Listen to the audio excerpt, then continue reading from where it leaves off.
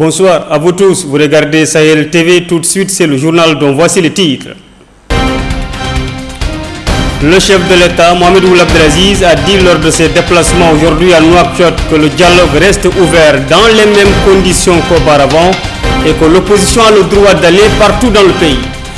L'atelier de validation du projet de document de la politique nationale qualité de la Mauritanie a démarré aujourd'hui à Nouakchott.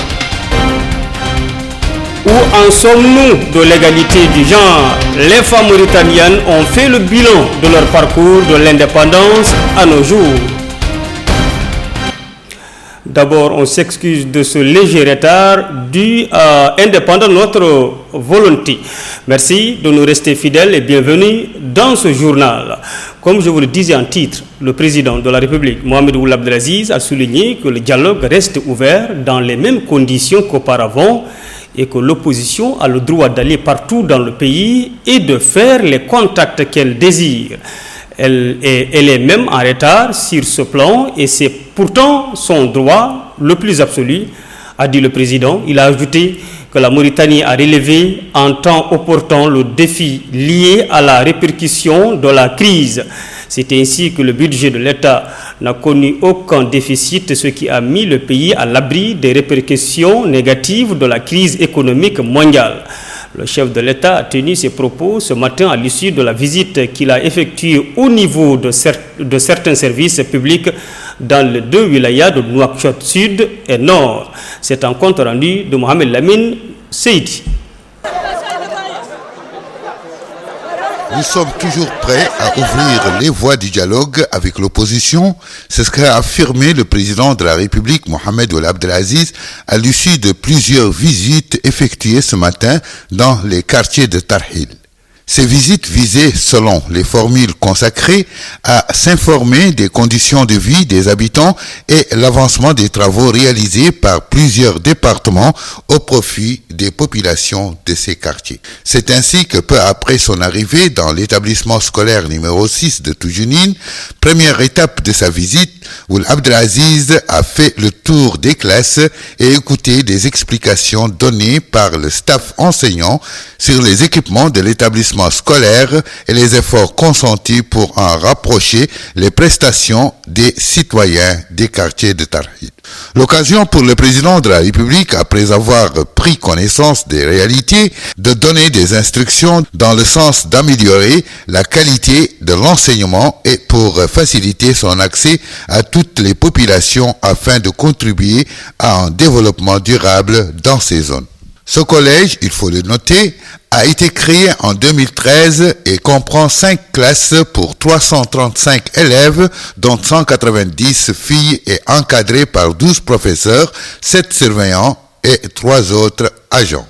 Deuxième étape de cette visite d'information et de prise de contact, c'était au poste de santé de secteur 18 dans la Moqata'a de Riyad. Là aussi, le président de la République s'est rendu dans les différentes sections du centre et a reçu des explications sur ses équipements et son rôle dans le rapprochement des services aux populations de cette zone.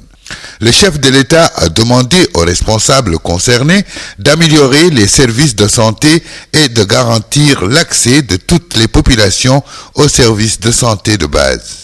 La première pierre de ce centre a été posée en 2011 avant d'être inaugurée en 2013. Un médecin-chef, 2 sages-femmes, 4 infirmiers médico-sociaux et un infirmier d'État exercent dans ce centre, qui dispose d'un service de nutrition, d'une pharmacie et d'un laboratoire qui abrite toutes les analyses sanguines. Le président de la République a par la suite visité l'école du feu Sidi El Mokhtar ou Yahya Ndiaye où les travaux de construction ont atteint 80% et qui fait partie d'un groupe scolaire en cours de construction dans les secteurs 18 de Tarhil. Cette école se compose de 19 classes et peut accueillir plus de 600 élèves qui apprennent actuellement dans les huttes de bois situées à proximité de l'école. Le corps enseignant se compose de 14 instituteurs sous la supervision d'un inspecteur et de 4 conseillers pédagogiques. L'école est exécutée par l'Agence de développement urbain pour une enveloppe de plus de 127 millions d'ouguiyas sur le budget de l'État. C'est à la fin de ce périple que le président de la République a accepté de répondre aux questions de la presse qui ont tourné autour du dialogue et de la crise économique face à laquelle le gouvernement a pris les mesures nécessaires pour en atténuer les effets. C'est un compte rendu signé Mohamed Lamine Seydi.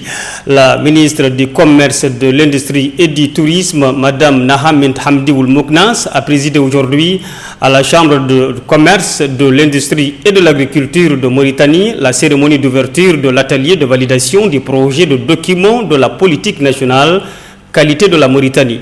Document élaboré suite à un processus lancé le mois d'octobre dernier sur l'importance et les enjeux de la qualité pour l'amélioration du service public et de compétitivité de l'économie. Fatimata Diachi Youssouf. La Chambre de commerce, de l'industrie et de l'agriculture de Mauritanie a abrité aujourd'hui un atelier de validation de la politique nationale de qualité de la Mauritanie. L'atelier, organisé en collaboration avec le programme Système Qualité de l'Afrique de l'Ouest, CEDEAO et la Mauritanie, financé par l'Union européenne et exécuté par l'Organisation des Nations Unies pour le développement industriel, ONIDI. Dans un mot prononcé pour la circonstance, la ministre du Commerce, de l'Industrie et du Tourisme a expliqué que notre pays s'attelle à la réalisation d'ambitieux programmes de réformes structurelles, à la mise en place d'une infrastructure efficace, à l'amélioration du climat des affaires, à la transformation de l'économie nationale, afin d'intégrer à l'économie régionale et internationale et de répondre aux divers défis et exigences de la mondialisation pour l'amélioration de la compétitivité de nos produits, faciliter leur accès au marché, assurer la transparence et la bonne gouvernance dans tous les secteurs de la vie. Pour sa part, le chargé d'affaires à la délégation de l'Union européenne a salué cette initiative, fruit d'un long travail de coopération entre la Mauritanie et son secteur. L'Union européenne tenant à féliciter sincèrement les gouvernements mauritaniens pour la décision d'élaborer une politique nationale de la qualité. Une politique de la qualité qui doit assurer une meilleure qualité des produits nationaux et de ce fait nécessairement améliorer la compétitivité des différents secteurs productifs ainsi que la protection de la santé et de l'environnement des populations. C'est une politique qui est nécessaire. Une politique aussi qui est basée sur le respect et l'application des normes et procédures d'évaluation de la conformité qui sont internationalement reconnues. La mise en œuvre de cette politique, en harmonie avec celle des autres pays de l'Afrique de l'Ouest, les membres de la CEDEAO, va certainement contribuer à faciliter l'intégration de la Mauritanie dans le commerce régional et international, va également aider à protéger les consommateurs mauritaniens ainsi que son environnement et à promouvoir un développement économique durable. Le programme Système Qualité vise à soutenir la mise en œuvre de la politique qualité dans les pays de l'Afrique de l'Ouest et bâtir une infrastructure de la qualité efficace afin de faciliter les échanges et encourager la mise en place du marché commun ouest-africain.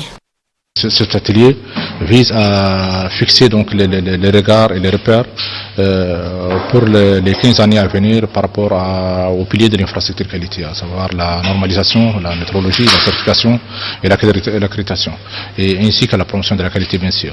Vous savez que la Mauritanie donc elle a mis en place un certain nombre d'arsenals juridiques à travers la loi 003/2010 organisant la normalisation et la métrologie et puis la loi 030 organisant la métrologie, la loi 030/2010. Cet arsenal donc a été renforcé par une capacité technique assez importante à travers donc la mise en place du laboratoire national de métrologie qui aujourd'hui est opérationnel sur un certain nombre de grandeurs comme la masse, la pression et la température et le volume. Et en plus bien sûr des efforts des services du Centre national de documentation des normes qui offre aujourd'hui toutes les normes internationales et qui permet aussi aux secrétaires techniques de pouvoir accéder aux travaux de comité technique de normalisation au niveau international. Au cours de cet atelier, les participants suivront un exposé détaillé présenté par un expert international en infrastructure qualité sur les objectifs de la politique nationale qualité, l'état des lieux de l'infrastructure nationale qualité de la Mauritanie, les orientations de la politique nationale de qualité.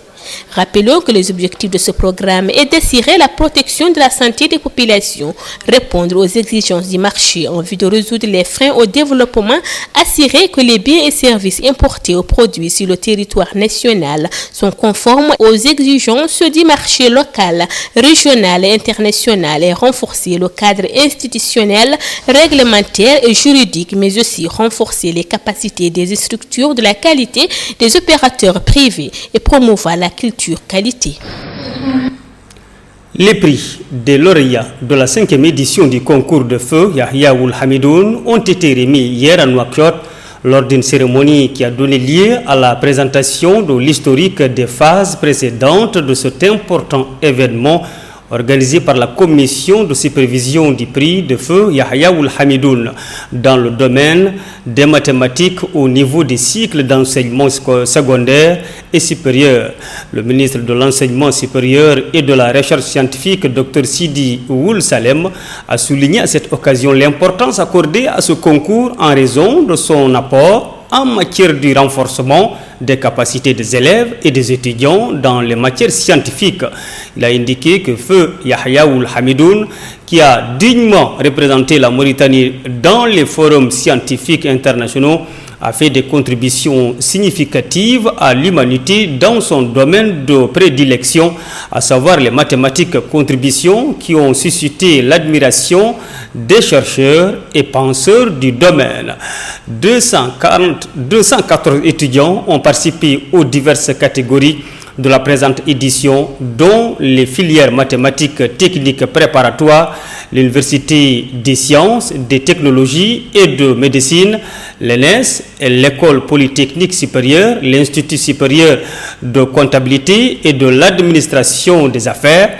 La cérémonie de distribution des prix du concours de feu Yahya Ould Hamidoun s'est déroulée en présence de la secrétaire générale du département, Madame Aïssata Daoud Diallo, de responsables des établissements de l'enseignement supérieur et de plusieurs scientifiques et mathématiciens mauritaniens. Écoutons ce témoignage. A été organisé cette année en collaboration entre l'association de promotion des mathématiques PROMAT, qui est composée de plusieurs professeurs mauritaniens et étrangers à l'étranger, et comité d'organisation aussi composé de plusieurs professeurs de différents établissements d'enseignement supérieur dans le pays. Cette année, on a supposé, après cette cérémonie, qu'on a arrivé à nos objectifs. Vu le nombre de lauréats, vu la qualité des papiers corrigés, et on a aussi arrivé à nos objectifs vu la présence de notre ministre, de la présence officielle, les sponsoring et tout ça. Pour cela, je peux dire que on va continuer dans ces objectifs, dans ce sens, organiser plusieurs éditions, Inch'Allah, dans le futur, et essayer aussi d'organiser des autres activités. Pourquoi pas aller vers les lycées, de faire des journées de portes ouvertes, d'organiser des conférences, des séminaires. C'est tout. Le groupe d'initiative pour la participation politique de la femme a organisé hier une conférence sous le thème « Où en sommes-nous de l'égalité du genre ?» Cette conférence consistait à faire le bilan du parcours de la femme mauritanienne de l'indépendance à nos jours. Ba Abdoulaye Falil. Les femmes, longtemps considérées comme des soumises, réclament l'égalité du genre. Dociles, soumises, travailleuses, elles ne veulent plus entendre ça. Les dames de fer mauritaniennes sont sorties de leur silence pour arracher cette liberté de travailler, de commander et de s'épanouir, confisquée par les hommes depuis la nuit des temps. La conférence d'hier confirme une fois de plus l'engagement de ces femmes de rivaliser avec les hommes pour contribuer au développement socio-économique et politique de notre chère Mauritanie. Il faut reconnaître que les femmes représentent près de 50% de la population mauritanienne, mais le taux de participation dans la vie active ne dépasse pas les 25%. C'est ce qui justifie ce souci de représentativité féminine dans la vie politique, culturelle et économique du pays. Il faut rappeler au niveau du Parlement, il y a 33 femmes, dont 9 au Sénat, 1317 sont des conseillères dans les municipalités, 8 ministres, 7 secrétaires généraux, une ambassadrice et plusieurs hauts responsables. Un nombre toujours pas suffisant pour ces femmes qui réclament encore plus. Nous nous tournons vers les ODD qui demandent la parité, purement et simplement. Maintenant, nous voudrons avoir 50% de femmes. Parce que nous représentons plus de la moitié, mais nous acceptons quand même de partager avec nos frères qu'on nous donne nos 50%. Et voilà. Donc on peut dire que par rapport au genre, la femme mauritanienne, on peut dire qu'il y a une avancée et qu'il faut que ça aille de l'avant. Cette conférence visait à évaluer les avancées de la femme mauritanienne dans le processus de la prise des décisions au sein du pouvoir et des instances décisionnelles. L'égalité du genre est devenue le seul mot d'ordre de la femme mauritanienne qui veut une émancipation et une équité parfaite vis-à-vis à son frère homme. Merci, Ba Abdoulaye Falilou. À présent, l'actualité internationale avec Ismaël Mustafa Tanja. La Cour constitutionnelle béninoise a publié les résultats définitifs du premier tour de l'élection présidentielle béninoise. Il confirme la victoire de Lionel Zinzou qui devra affronter Patrice Talon au second tour, faute de majorité absolue. Selon les résultats annoncés ce dimanche par la Cour constitutionnelle, l'actuel Premier ministre et l'homme d'affaires sont arrivés en tête du scrutin présidentiel du 6 mars. Lionel Zinzou obtient près de 858 000 voix, contre environ 746 000 pour Patrice Talon et 693 000 pour Sébastien Azervon. La Cour constitutionnelle dit avoir examiné tous les bureaux de vote ainsi que les documents électoraux transmis par la commission électorale. Des irrégularités commises sur tout le territoire ont été notées, mais elles n'ont pas fortement modifié les résultats déjà annoncés au lendemain du premier tour. Le second tour est fixé au 20 mars. La Côte d'Ivoire est affligée après une attaque qui a causé la mort de 18 personnes selon un dernier bilan. Le pays est sous le choc. La Côte d'Ivoire observera un deuil national de 3 jours à la suite d'une attaque meurtrière dans la station balnéaire de Grand Bassam, à une quarantaine de kilomètres d'Abidjan. Un attentat qui a causé la mort de 18 personnes selon un dernier bilan. Le président ivoirien entouré des membres du gouvernement a confirmé que 3 assaillants avaient été abattus. Quelques heures après l'assaut, Al-Qaïda du Maghreb islamique a revendiqué la première attaque de ce type dans ce pays côtier d'Afrique de l'Ouest. Le bilan de l'attaque perpétrée dimanche dernier en Turquie est maintenant de 37 morts. 3 autres personnes ont succombé à leurs blessures, a fait savoir ce lundi le ministre turc de la Santé. Dimanche, une voiture piégée a explosé dans un centre commercial d'Ankara, la capitale. Une femme liée aux rebelles kurdes du Parti des travailleurs du Kurdistan, le PKK, serait parmi les auteurs de l'attentat, selon un responsable turc. Le président Erdogan a promis de vaincre les terroristes en guise de riposte. L'aviation turque a bombardé ce lundi les positions du PKK dans le nord de l'Irak. Le 17 février dernier déjà, un véhicule piégé avait détruit des bus qui transportaient des militaires. 29 victimes avaient été enregistrées. La Birmanie a un nouveau président, le premier élu démocratiquement après des décennies de dictature militaire. Tin Kyaw est un fidèle compagnon d'Aung San Suu Kyi. Une victoire donc pour la prix Nobel de la paix qui, en vertu de la Constitution, ne peut se présenter. Tin Kyaw a été élu avec 360 voix sur un total de 652 députés. Le président et le nouveau gouvernement, dont la composition devait être annoncée dans les jours qui viennent, prendront leur fonction le 1er avril. Aung San Suu Kyi, qui n'a pas précisé si elle serait ministre de ce gouvernement ou si elle tirerait les ficelles de l'exécutif depuis son poste de député, elle a cependant déjà prévenu qu'elle serait au-dessus du président. Henry Van Thieu, diplômé en droit et représentant de la minorité ethnique Chin, et Min Se, le candidat présenté par les militaires, deviennent vice-présidents. Ils ont respectivement obtenu 79 voix et 213 voix. Merci Ismaël Mustafa Tanja, c'est la fin de ce journal. Voici le rappel des titres. Le chef de l'État, Mohamed Ould Abdelaziz, a dit lors de ses déplacements aujourd'hui à Nouakchott que le dialogue reste ouvert dans les mêmes conditions qu'auparavant et que l'opposition a le droit d'aller partout dans le pays. L'atelier de validation du projet de document de la politique nationale qualité de la Mauritanie a démarré aujourd'hui à Nouakchott. Où en sommes-nous de l'égalité du genre? Les femmes mauritaniennes ont fait le bilan de leur parcours de l'indépendance à nos jours. Merci de nous rester fidèles, passer des bons moments en compagnie de nos programmes. Bonsoir à toutes et à tous.